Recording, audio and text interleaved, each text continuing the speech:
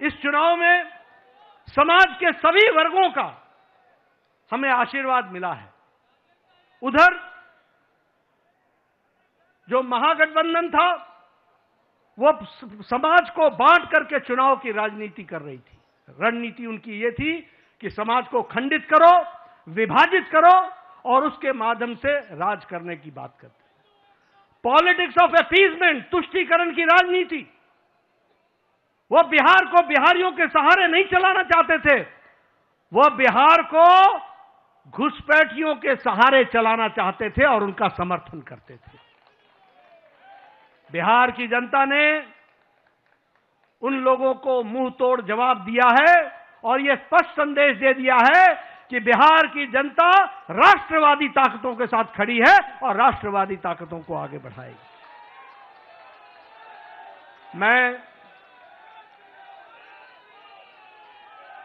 महिलाओं को विशेष करके धन्यवाद देना चाहूंगा, जिन्होंने बढ़ चढ़ करके चुनाव में हिस्सा लिया और स्पष्ट संदेश दे दिया कि प्रधानमंत्री जी के नेतृत्व में बिहार आगे बढ़ेगा और नीतीश कुमार जी के सुशासन ने वहां अच्छा काम किया है, उसको उन्होंने मुहर लगाई है।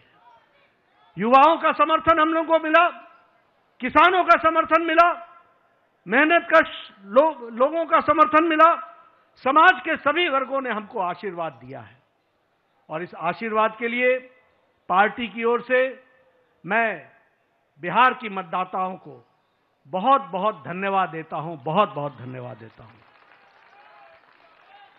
महागठबंधन ने बिहार के लोगों का कदम कदम पर अपमान किया।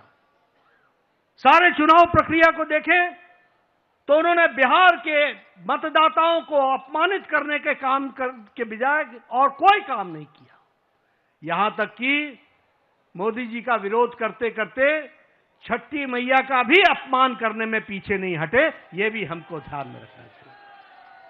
उन्होंने जो हमारे प्रवासी भाई हैं, जो दूर दूर के क्षेत्रों में जाकर के अपनी जीविका के लिए काम करते हैं, उनका भी अपमान किया। और तो और छोड़िए, प्रधानमंत्री जी की दिवंगत माता, उनको भी अपशब्द कहने से गुरेज नहीं किया, उसमें भी उन्होंने कोई कमी नहीं छोड़ी।